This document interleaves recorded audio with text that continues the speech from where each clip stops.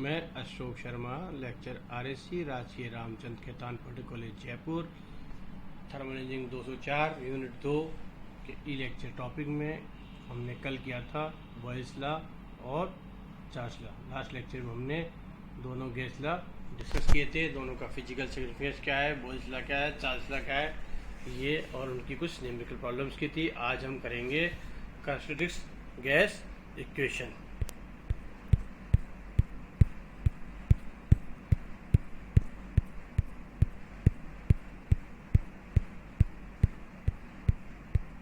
Characteristics gas equation general gas equation से drive की जाती है। तो जनरल गैस इक्वेशन हम किस तरह से ड्राइव करते हैं। मान लिया कोई गैस है जो स्टेट 1 से स्टेट 2 तक जा रही है, जिसकी फाइनल इनिशियल स्टेट कौन सी है, 1 पे है, जैसा पॉइंट 1 पे दिखा रखा है, और फाइनल स्टेट पॉइंट 2 है। इसमें प्रोसेस 1 से A तक वो गैस है जो बॉयल्स लॉ फॉलो करती है, और 1 A से 2 आप देख रहे हैं यहाँ पे एक्सपेंशन हो रहा है, यानी कि यहाँ पे बॉयल्स लॉ से मतलब कांस्टेंट टेम्परेचर पर हम किसी गैस को एक्सपेंड कर रहे हैं। पहले तो 1 से A पे, ठीक है ना, बॉयल्स लॉ मतलब कांस्टेंट टेम्परेचर है। फिर चार्ल्स लॉ कांस्टेंट प्रेशर। तो A से 2 वाला प्रोसेस कौन सा है, कांस्टेंट प्रेशर प्रोसेस है। तो यहाँ 1 A से 2 पर A, तो ये इसकी यहाँ फाइनल स्टेट है। अब यहाँ पे लगाएंगे 1 से A के लिए हम कौन सा लॉ लगाएंगे, बॉयल्स लॉ लगेगा। तो for the process 1 to A P1 B1 बराबर PA BA। For the process A to 2 VA upon TA बराबर B2 अपॉन T2। यहाँ हम PA की वैल्यू पुट करेंगे प्रोसेस 1A से। BA बराबर क्या है, BA बराबर है P1 B1 upon PA, P1 B1 upon PA। जब प्रोसेस 8 से 2 वाले में जब BA की हम वैल्यू पुट करेंगे तो आएगा P1 B1 अपॉन T1 बराबर P2 B2 अपॉन T2 बराबर कांस्टेंट। ये जनरल गैस इक्वेशन हम इसको कहते हैं। This is known as general gas equation for the ideal gas. तो यहाँ जो कांस्टेंट लिया हुआ है हम उसको लेते हैं K ले लेते हैं या C ले लेते हैं। P1 B1 T1 बराबर P2 B2 T2 बराबर कांस्टेंट। सिंपली भी हम इसको ऐसे भी देख सकते हैं, B proportional to 1 upon P Boyle's law, और B proportional to T Charles law में होता है। बहुत सिंपल तरीके से आज आप करना चाहते हैं तो B proportional to 1 upon P और B प्रोपोर्शनल टू T, ये बॉयल्स लॉ और ये चार्ल्स लॉ हो गया। तो हम क्या कर सकते हैं, B is proportional to T upon P, और इसको आप क्या लिखेंगे, B proportional to T upon P। तो ये हो गया B P upon T proportional to वो बराबर कांस्टेंट। तो वही हो गया P1 B1 upon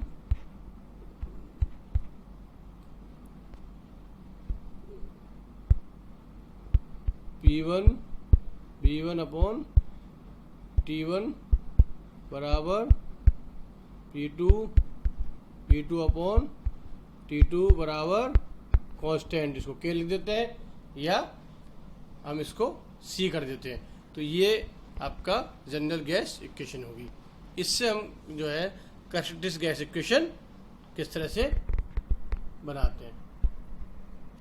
characteristics gas equation is a modified form of general gas equation. General gas equation के मॉडिफाइड रूप ही है। If the volume B P1 B1 के हम यदि वॉल्यूम है जो B है in the general gas equation is taken as that of 1 kg of gas. जिस वॉल्यूम को हम 1 किलो गैस का वॉल्यूम लें, यानी कि हम उसको क्या बोल देंगे, mass upon volume, volume upon mass, यानी कि स्पेसिफिक वॉल्यूम। हम क्या ले लें, उस वॉल्यूम को यदि स्पेसिफिक वॉल्यूम ले लेते हैं तो जो इक्वेशन बनेगी और जो हमारा जो कांस्टेंट है इसको हम C या K लिखते हैं। यहाँ पे आप देखिए PV अपॉन T बराबर C, और ये हम लिख देते हैं K, कांस्टेंट आप कुछ भी लिख दिए। इस इक्वेशन को जब हम लिख देते हैं PB, समझने के लिए आप BS कर सकते हैं, इससे कि पता चल जाएगा स्पेसिफिक वॉल्यूम है। कई बार इसको हम छोटे से स्मॉल भी लिखते हैं, तो इसकी वजह यदि हमने S लगा देते हैं तो क्लियर कट हो जाता है। तो ये इक्वेशन बन जाती है PVS T बराबर, और यहाँ लिखते देते हम R। R is the characteristics gas constant. तो यदि हम इस इक्वेशन को, जो जनरल इक्वेशन है, बस इतना सा हमको देखना है कि जनरल इक्वेशन में वॉल्यूम को यदि हम स्पेसिफिक वॉल्यूम से रिप्लेस कर दे रहे हैं और कांस्टेंट को C की बजाय R से, तो R is the characteristics gas, लाक्षणिक स्थिरांक जिसको हम बोलते हैं, लाक्षणिक स्थिरांक कैरेक्टरिस्टिक गैस कांस्टेंट PBS बराबर RT। तो इस इक्वेशन को हम लिख सकते हैं PBS बराबर RT, अगर R is known as characteristic gas constant और सिंपली गैस कांस्टेंट। इस इक्वेशन को हम ऐसे भी लिखते हैं, यदि गैस के मास को यदि हम क्या मान लेते हैं, M मान लेते हैं, तो PBS मल्टीप्लाई बाई M बराबर MRT, और P और BS, PBS को हम क्या लिखते हैं, PBS को हम क्या लिख देंगे, BS into M, BS into M। तो BS क्या है, BS बराबर क्या होगा, BS बराबर क्या होगा, BS स्पेसिफिक वॉल्यूम, BS बराबर क्या होगा, B अपॉन M, यही तो होगा ना स्पेसिफिक वॉल्यूम, तो मल्टीप्लाई बाई M, तो ये क्या हो जाएगा B। तो इक्वेशन बन जाएगी आपकी PV बराबर MRT। This is also known as characteristics gas equation, और R इज द कैरेक्टरिस्टिक्स लाक्षणिक गैस स्थिरांक। R को क्या बोलते हैं, लाक्षणिक गैस स्थिरांक, जो कि प्रत्येक गैस के लिए इसका मान अलग अलग होता है। हर गैस के लिए R की वैल्यू अलग अलग होगी। नेक्स्ट है हमारा यूनिवर्सल गैस कांस्टेंट, सार्व गैस स्थिरांक। यदि एक द्रव्यमान उसके अणुभार के बराबर लिया जाए, किसी गैस का द्रव्यमान, यदि एक गैस का द्रव्यमान, यहाँ पे यदि एक, यहाँ पे गैस रह गया है, यदि एक गैस का द्रव्यमान उसके अणुभार के बराबर लिया जाए तो उसको उस गैस का एक मोल कहते हैं। एक मोल क्या होता है, आप लोग समझ लें इस तरह से, किसी भी गैस के मॉलिक्यूलर वेट के बराबर यदि हम उसका मास लेते हैं तो उसको हम एक मोल बोलते हैं। जैसे ऑक्सीजन, ऑक्सीजन के यदि हम 32 ग्राम लेते हैं तो वो एक मोल है।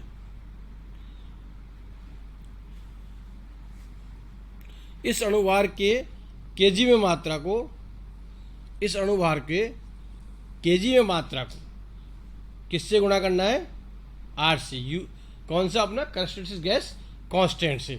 8 से गुणा करने पर किसी भी गैस के अणुभार के केजी में मात्रा को, किसी भी गैस के अणुभार को के केजी में मात्रा को उस गैस के स्थिरांक 8 से गुणा करने पर जो स्थिरांक आता है उसे यूनिवर्सल गैस कांस्टेंट कहते हैं, सार्व गैस स्थिरांक।